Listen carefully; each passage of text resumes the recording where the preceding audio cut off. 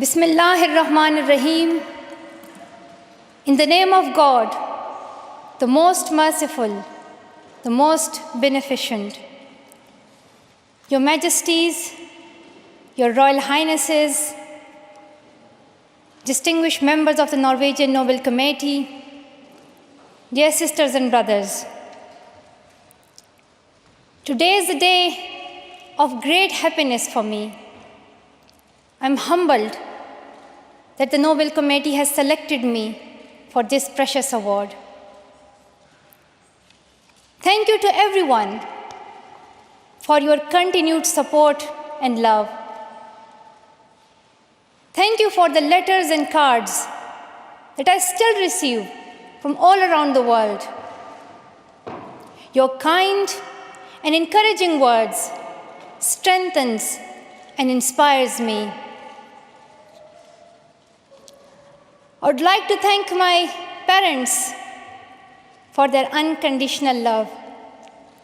Thank you to my father for not clipping my wings and for letting me fly.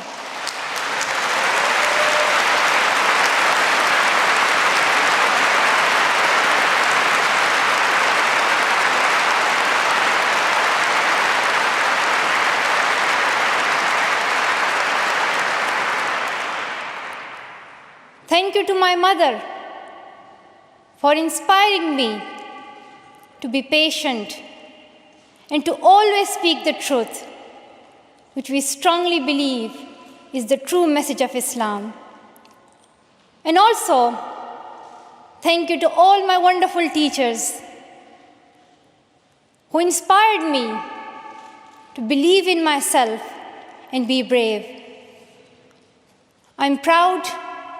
Well, in fact, I'm very proud to be the first Pashtun, the first Pakistani, and the youngest person to receive this award.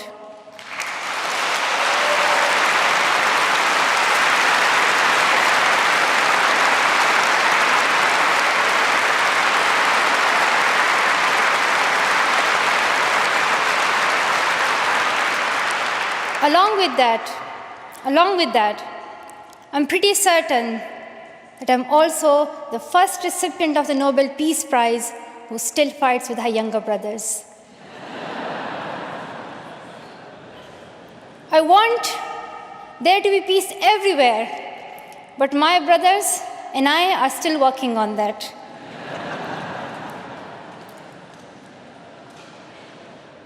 I'm also honored to receive this award together with Kailash Satyarthi, who has been a champion for children's rights for a long time, twice as long, in fact, than I have been alive. I'm proud that we can work together. We can work together and show the world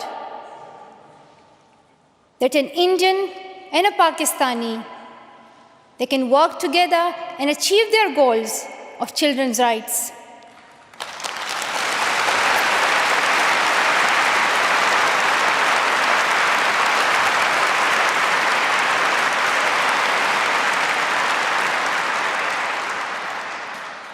Dear brothers and sisters, I was named after the inspirational Malala of Maiwand, who is the Pashtun Joan of Arc. The word Malala means grief-stricken, sad. But in order to lend some happiness to it, my grandfather would always call me Malala, the happiest girl in the world. And today, I'm very happy that we are together fighting for an important cause. This award is not just for me. It is for those forgotten children who want education. It is for those frightened children who want peace. It is for those voiceless children who want change. I'm here to stand up for their rights, to raise their voice, It is not time to pity them. It is not time to pity them. It is time to take action. So it becomes the last time. The last time. So it becomes the last time that we see a child deprived of education.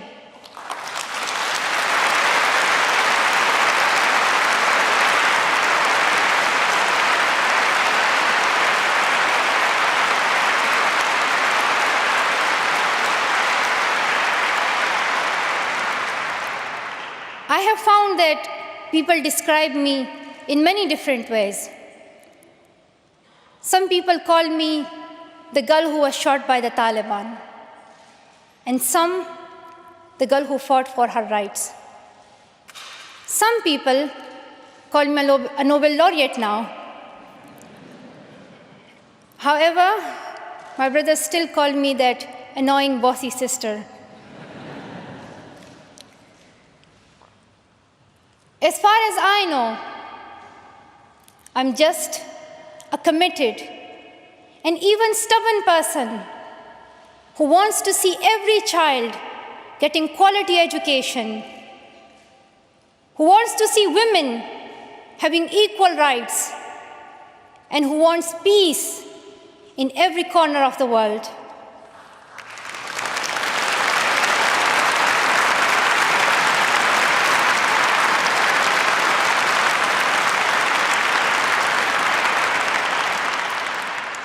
Education is one of the blessings of life and one of its necessities. That has been my experience during the 17 years of my life. In my paradise home, Swat, I always loved learning and discovering new things. I remember when my friends and I would decorate our hands with henna on special occasions. And instead of drawing flowers and patrons, we would paint our hands with mathematical formulas and equations. We had a thirst for education.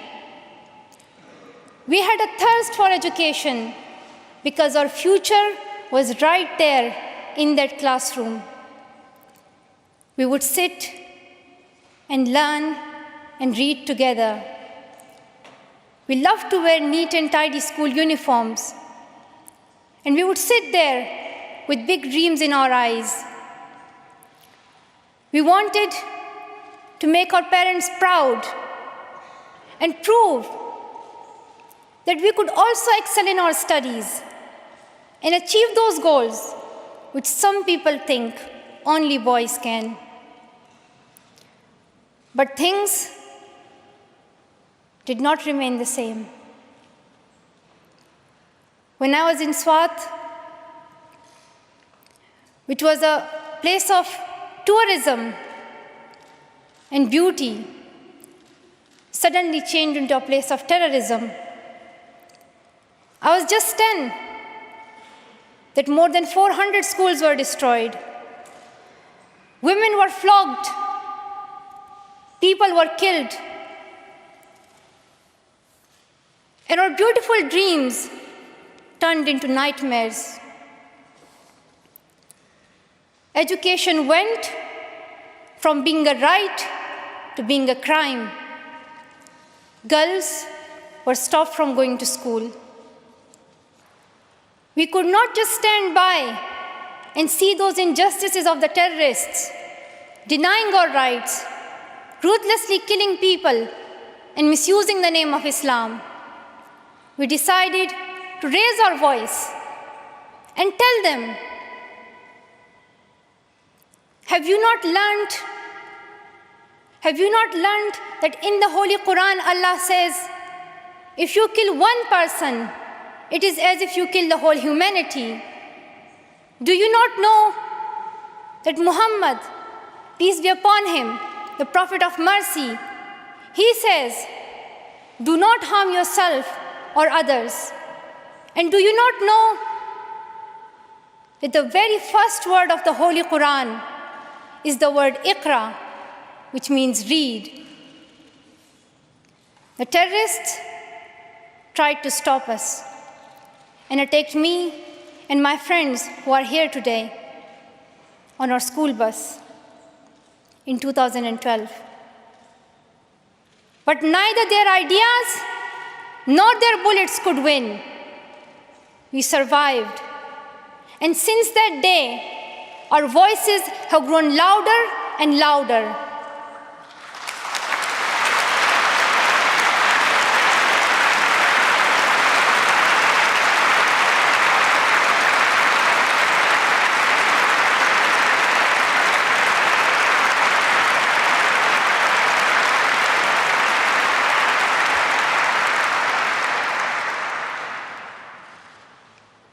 I tell my story not because it is unique, but because it is not. It is the story of many girls. Today, I tell their stories too. I have brought with me some of my sisters from Pakistan, from Nigeria, and from Syria who share this story. My brave sisters, Shazia and Kainat, who were also shot that day on our school bus. But they have not stopped learning. And my brave sister, Kainat Somro, who went through severe abuse and extreme violence. Even her brother was killed, but she did not succumb. Also my sisters here, whom I have met during my Malala Fund campaign. My 16-year-old courageous sister, Mozoon, from Syria, who now lives in Jordan as a refugee. And she goes from tent to tent, encouraging girls and boys to learn. And my sister, Amina, from the north of Nigeria, where Boko Haram threatens and stops girls and even kidnaps girls just for wanting to go to school. Though I appear as one girl, one person who is 5 foot 2 inches tall, if you include my high heels, it means I'm 5 foot only. I am not a lone voice. I'm not a lone voice. I am many. I am Malala, but I'm also Shazia. I'm Kainat. I'm Kainat Somro. I am Mozoon. I am Amina. I am those 66 million girls who are deprived of education. And today, I'm not raising my voice. It is the voice of those 66 million girls.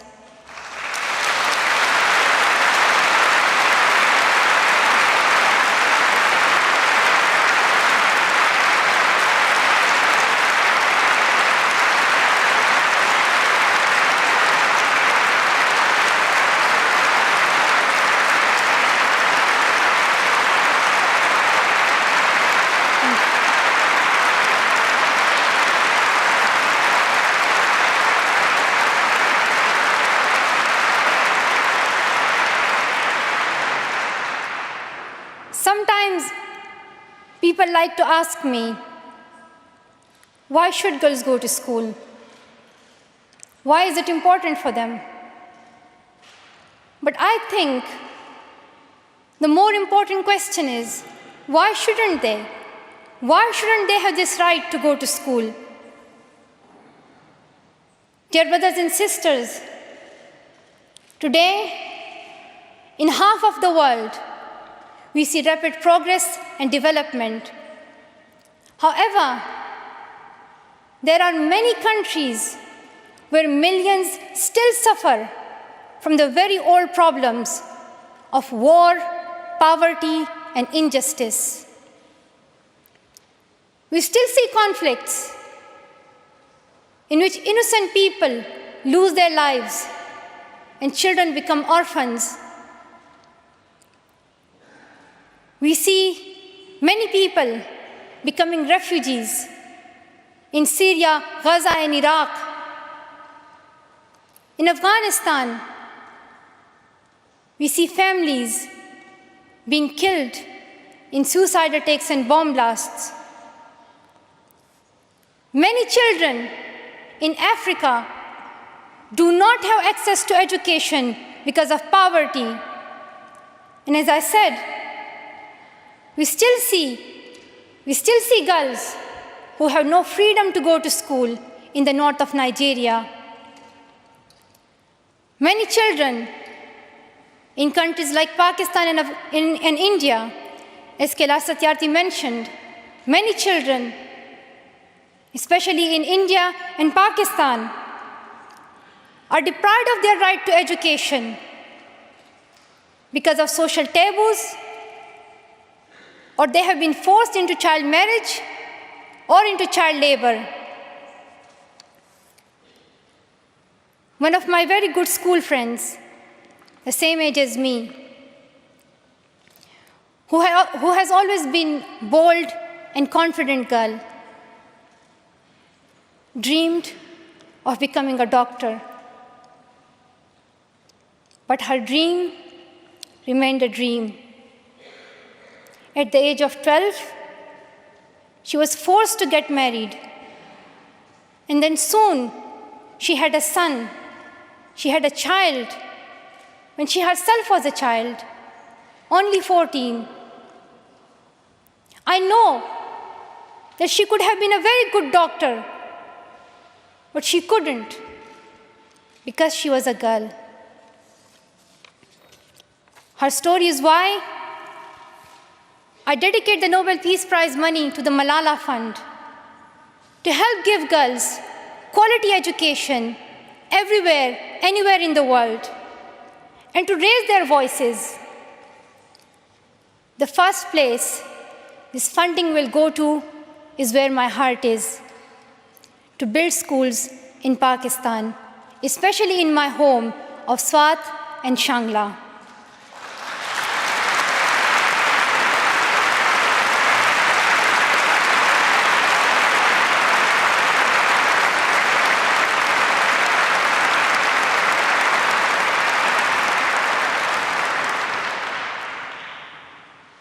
In my own village, there is still no secondary school for girls.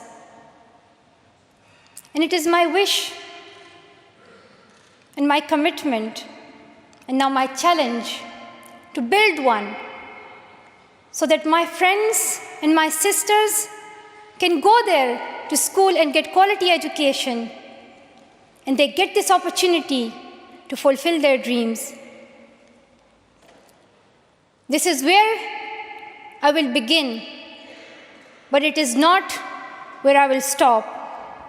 I will continue this fight until I see every child in school. Dear brothers and sisters, great people who brought change, like Martin Luther King and Nelson Mandela, Mother Teresa and Aung San Suu Kyi, once stood here on this stage.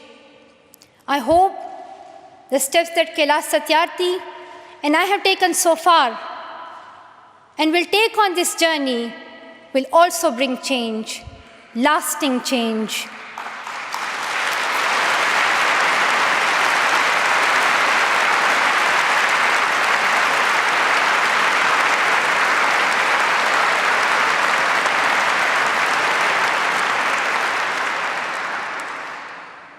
My great hope is that this will be the last time. This will be the last time we must fight for education. Let's solve this once and for all.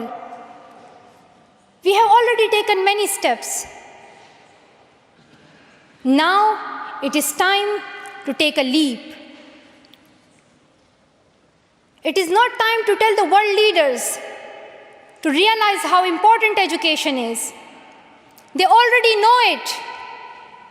Their own children are in good schools. Now it is time to call them to take action for the rest of the world's children. We ask the world leaders to unite and make education their top priority. 15 years ago, the world leaders decided on a set of global goals, the Millennium Development Goals. In the years that have followed, we have seen some progress. The number of children out of school has been halved, as Kailash Satyarthi said. However, the world focused only on primary education, and progress did not reach everyone. In year 2015, representatives from all around the world will meet in the United Nations to set the next set of goals, the Sustainable Development Goals. This will set the world's ambition for the next generations. The world can no longer accept that basic education is enough. Why do leaders accept that for children in developing countries, only basic literacy is sufficient when their own children do homework in algebra, mathematics, science, and physics? Leaders must seize this opportunity to guarantee a free, quality, primary and secondary education for every child.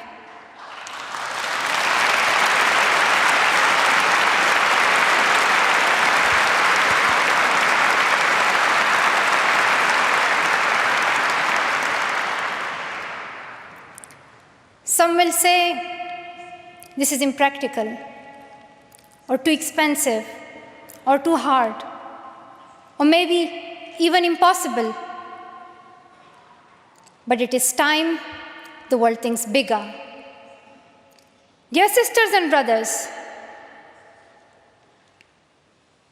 the so-called world of adults may understand it, but we children don't. Why is it that countries which we call strong are so powerful in creating wars, but are so weak in bringing peace? Why is it?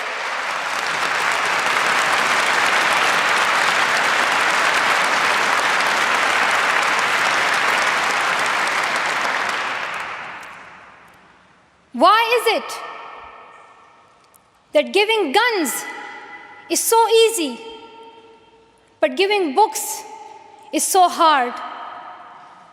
Why is it?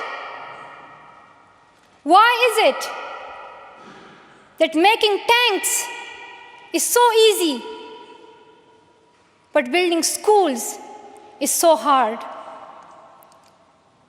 We are living in the modern age, and we believe that nothing is impossible.